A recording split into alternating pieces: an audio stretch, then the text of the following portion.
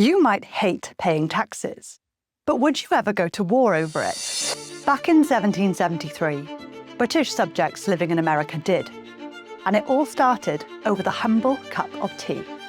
This is the story of the Boston Tea Party and the American Revolution that followed. It's a very gratifying story to say that this was a non-violent protest. It is not true. We'll delve into the story of the protest, explore its violent origins, and get to know some key figures. Once the British troops are quartered in the city of Boston, that really raises the temperature on the whole resistance movement. We'll break down the taxes that were driving colonists towards radical action and find out just how important the Boston Tea Party is in the history of the American Revolution. Hey, you want a tea party? Here was a tea party. So where do we start? First, it's time for tea.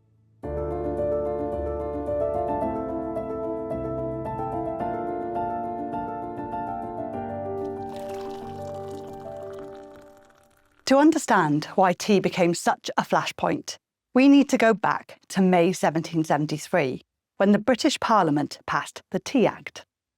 At first glance, the law might seem harmless. It didn't impose new taxes, but allowed the financially struggling East India Company to sell tea directly to Britain's North American colonies. This cut out colonial merchants and undercut those who were smuggling tea. From the perspective of many in British government, it didn't seem that significant. But for many colonists, it was the principle that mattered. In this video, we'll be drawing on expertise from Professors Benjamin Carp, Sarah Purcell and Sarah Churchwell, who spoke to us for an in-depth HistoryExtra podcast series. All 5 episodes are available now wherever you get your podcasts. Here's Professor Sarah Purcell. You couldn't have chosen a product designed to provoke people more than this, because it was so symbolic and it had a lot to do with the way people related with one another, much more so than some of the other products like lead or paper. Those were also important in other ways, but tea had this person-to-person connection and a way of speaking of people's relationships within the empire and within the household and within the community that was really, really significant. And so targeting tea, I think, was particularly laden with meaning. So why did it cause such a stir? To answer that, we need to look at the wider story of taxation in Britain's 13 colonies in North America. Let's head back to the 7 Years' War, fought between 1756 and 1763. It's known more commonly in the US as the French and Indian War, and it had erupted from tensions between France and Great Britain. Although the two powers were fighting in part over North American territories, battles and skirmishes were fought all over the world. And by the end of the conflict, Britain's national debt had nearly doubled, from £75 million to £133 million, an amount that resulted in more and more taxes being levied on the colonies. This led to a phrase that quickly gathered momentum among British subjects in North America, and you'll often hear it in the story of the Boston Tea Party. No taxation without representation.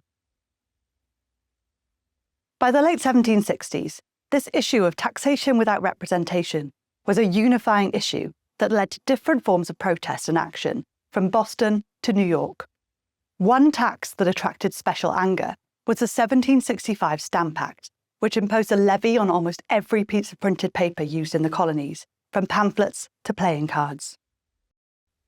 You have in the city of Boston the refusal to comply with the Stamp Act particularly by attacking Stamp Act collectors, tax collectors who had been sanctioned by the royal government to collect that tax.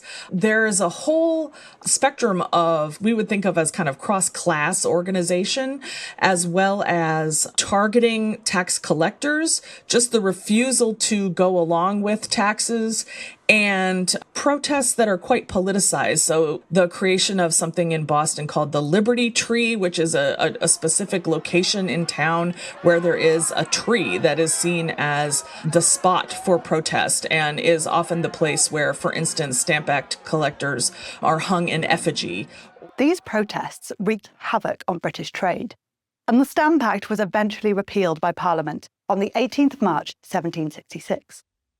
But other laws continued to inflame tensions. The Quartering Act, passed a year earlier by Parliament in 1765, required the colonies to provide provisions and lodging to British soldiers. A year later, in 1767, the Townshend Acts, named after British Chancellor of the Exchequer Charles Townshend, introduced further duties, and the revenue was used to pay the salaries of colonial governors and judges. This was seen as effectively buying the loyalty of local officials who were enforcing the taxes. So the Tea Act came hot on the heels of these other divisive acts. Many colonists saw this as an underhanded attempt by the British government to make them accept a tax they had long opposed, and to support a monopoly they didn't trust.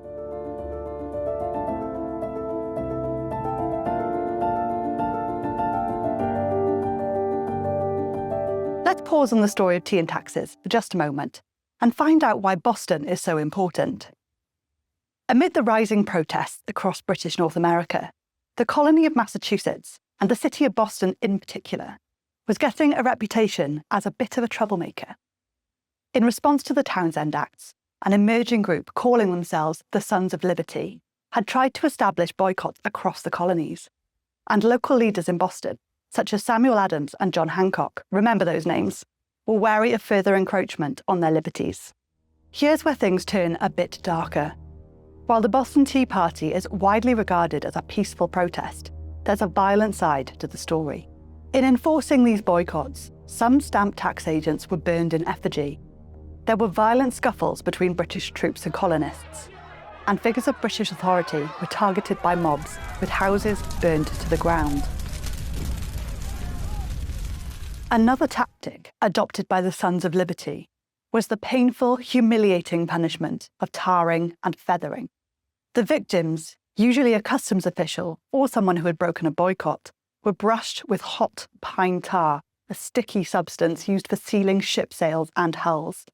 Then they would be covered with feathers and often paraded on a cart or tied to a rail. All this meant that by early 1770, in response to the escalating protests and violence, there were 2,000 British troops occupying Boston.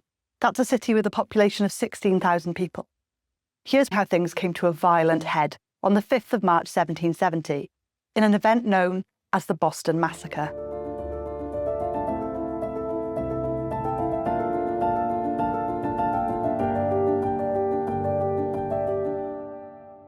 I think once the British troops are quartered in the city of Boston, that really raises the temperature on the whole resistance movement, because there is a longstanding fear of standing armies and the power of armies to sort of enact the despotic will of ministers or even the king. And it seemed to be coming true to people in 1769, 1770 in the city of Boston. If you add to that there was probably labor competition, because some of the troops were also working on the side. So the part of the Boston Massacre got started because rope workers were in conflict with various soldiers and troops. And they started kind of as a snowball fight and a fight in the streets with youths and other working men with some of the soldiers who also, may have been of that class. So it's kind of a street fight that gets blown into a larger proportion. During the confrontation that followed, 3 colonists were shot dead at the scene, and 2 succumbed afterwards. The question of whether the British soldiers fired the first deadly shot in response to an official order remains unclear. But in the eyes of many colonists, the death of the 5 people in the Boston Massacre represented clear evidence that British rules of enforcement were disproportionate, brutal, and in this case, deadly. By the time the Tea Act was passed in May 1773, trouble had been brewing for at least 8 years, between those loyal to the British Parliament and those who saw the rising taxes as an assault on their liberties. In November and December 1773, the first shipments of East India Company tea arrived in the port of Boston, as well as in New York, Philadelphia, and Charleston. Determined that the tea should not reach dry land, the Sons of Liberty patrolled the wharves, and town meetings were arranged to negotiate the ship's removal back to London. Governors of other colonies were able to de-escalate tensions by quietly turning the ships around or managing the offloading of tea into a holding warehouse. But that wasn't the case in Boston. Governor Thomas Hutchinson of Massachusetts, seen by many Bostonians as an increasingly inflexible figure who upheld what they saw as an unreasonable British authority, refused to allow the ships to return to England. He demanded that the tea should be unloaded and sold so that the duties could be collected. The Sons of Liberty and other Bostonians could not let that happen. And so the stage was set.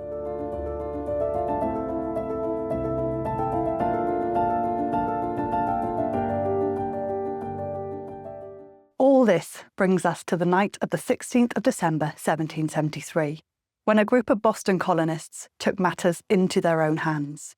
It started at a meeting later known as the Body of the People, when a large number of Bostonians gathered at the Old South Meeting House to dispute the presence of the tea in the harbour.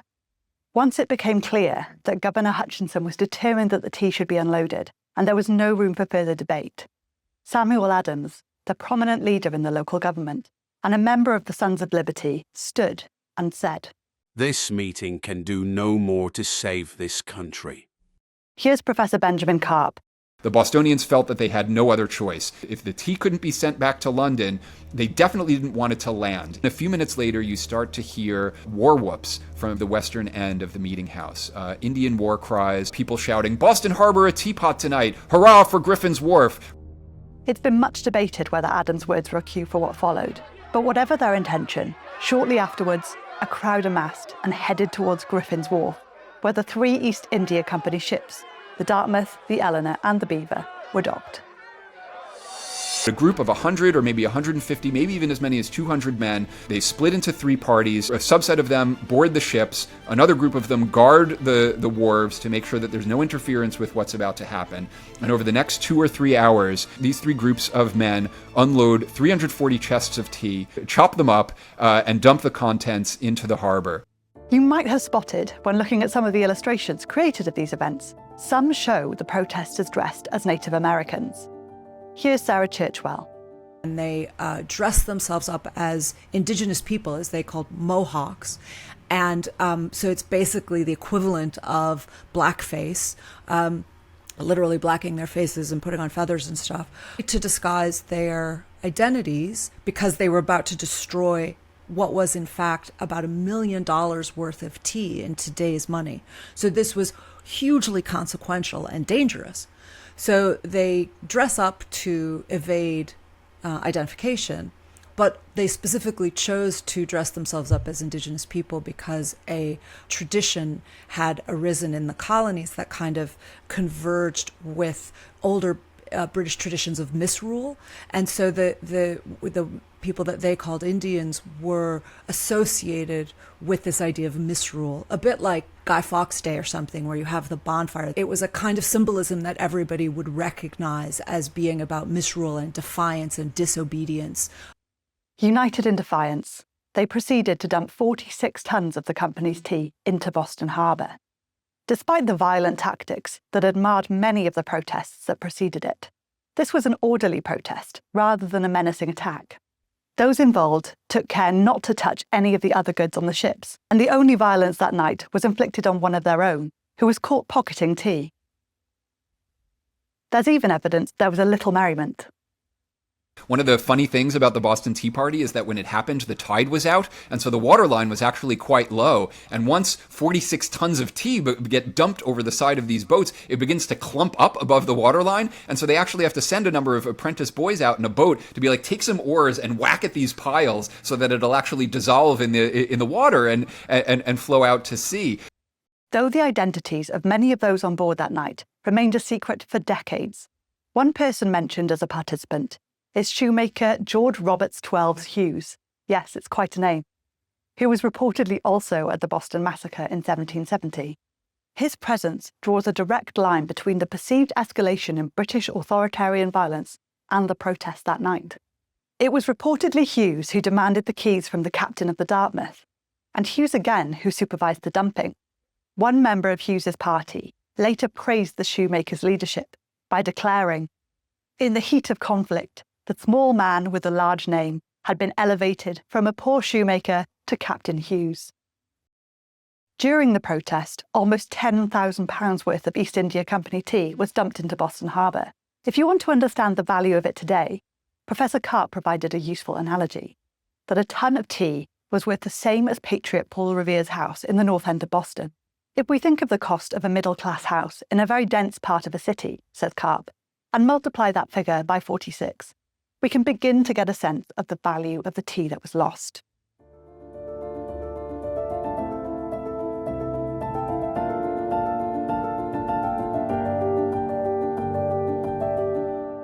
Before we find out what happened next, it's worth saying that the event wasn't immediately known as the Boston Tea Party.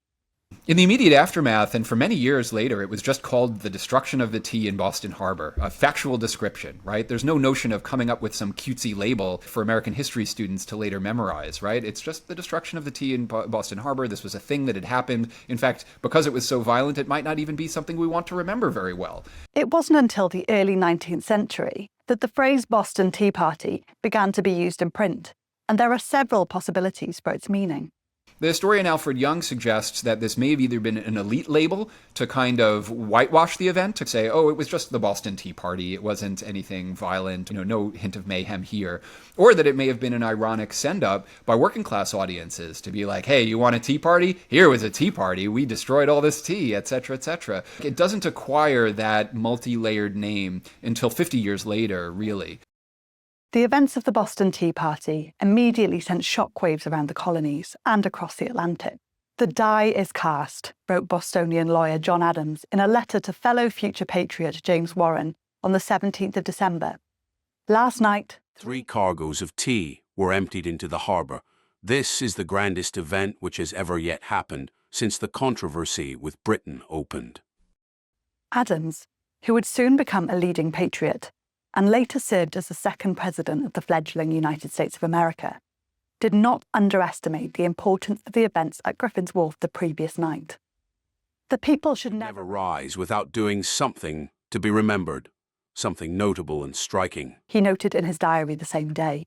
This destruction of the tea is so bold, so daring, so firm, intrepid and inflexible, and it must have so important consequences.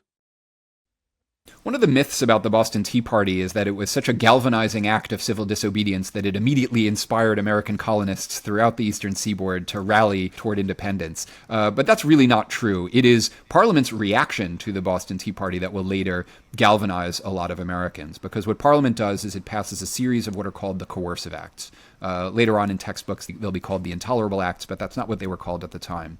The coercive acts, or intolerable acts, 4 laws imposed in 1774, were intended to punish the colony of Massachusetts for this act of rebellion. The most direct act was the Boston Port Act, which effectively closed the port of Boston to all trade until it paid back the East India Company for the tea. In other measures, further troops were installed on Boston Common, and the number of town hall meetings that could be held in a year was reduced, along with other restrictions on local freedoms that shut down any sense of self-government in Massachusetts. These oppressive acts also sparked even stronger colonial resistance and more violence. In January 1774, a customs official called John Malcolm encountered George Robert Twelves Hughes in the street. Remember him? Malcolm reportedly took up his cane and smashed Hughes in the head, knocking him unconscious. In retaliation, Malcolm was dragged from his home by a Boston crowd, stripped and covered with tar and feathers. The mob then placed a noose around his neck and threatened to hang him from the Liberty Tree. The event was amplified by newspapers in London, which highlighted the rebel colonists' brutality. One doctor noted how, while removing the tar from Malcolm, the flesh comes off his back in stakes. The coercive acts created so much anger that they also prompted the formation of the Continental Congress in September 1774. The first of its kind, it brought together delegates from 12 of the 13 American colonies to Carpenter's Hall in Philadelphia to discuss the colony's future in the face of what they perceived as growing British aggression. Delegates included Samuel Adams and John Adams, both representing Massachusetts, as well as George Washington, who would become the leader of the Continental Armed Forces and later the first president of the United States. Throughout September and October of 1774, delegates considered their joint interests and how they might coordinate resistance to British rule, which was increasingly seen as zealous and unfit. While independence was not on the table at the outset, by 1774, the colonies had begun to take stronger measures as a unit. One of the first was to endorse something called the Suffolk Resolves. passed in Suffolk County, Massachusetts, which ordered citizens to not obey the so-called intolerable acts and also urged colonies to raise militias. Less than a year after the destruction of the tea, the fallout from the protests had blazed a path towards revolution.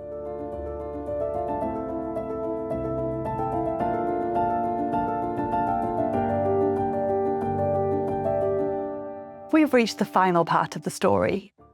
Why is the Boston Tea Party such an important milestone? In July 1776, the Second Continental Congress adopted the Declaration of Independence, proclaiming the American colonies to be independent from Britain. There is no doubt that the events in Boston were key and continue to resonate and inspire more than 2.5 centuries since the destruction of 46 tons of tea. From temperance movements to 20th century calls for civil rights, right up to the Black Lives Matter protests of 2020 and beyond, the Boston Tea Party has been invoked as a crucible of America's tradition of protest. And in popular imagination, it is enshrined as a peaceful milestone on the road to American independence from Britain. And as we've seen, that isn't entirely true.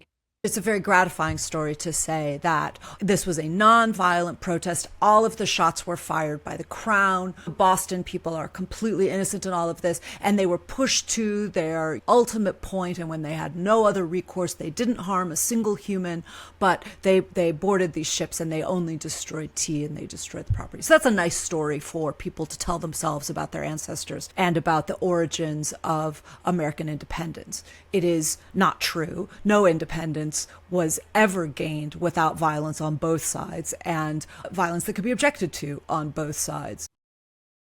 But acknowledging the violence surrounding the story of the Boston Tea Party doesn't take away its significance in the story of the US. I think it's really important to understand that it was real action and there was real peril and the stakes were incredibly high.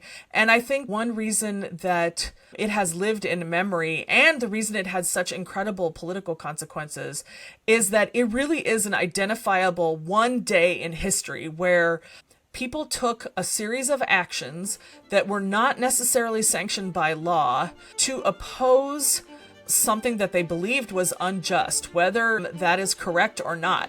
And so it's one of those days where you can kind of point to a turning point towards the American Revolution, where colonial resistance turned into the American Revolution. And that particular day, December 16th of 1773, is one of the days where that really, really happened. And it's not very often that we can point to a single day in history where a single series of events really show us a turning point that dramatic. It's a turning point in history that is legible to us 250 years later, where we can see a particular day and decisions that people made on both sides of an issue, changing the course of world history. Let us know what the Boston Tea Party means to you in the comments. Find our 5-part series on the Tea Party wherever you get your podcasts, and subscribe to this channel for more great stories from history.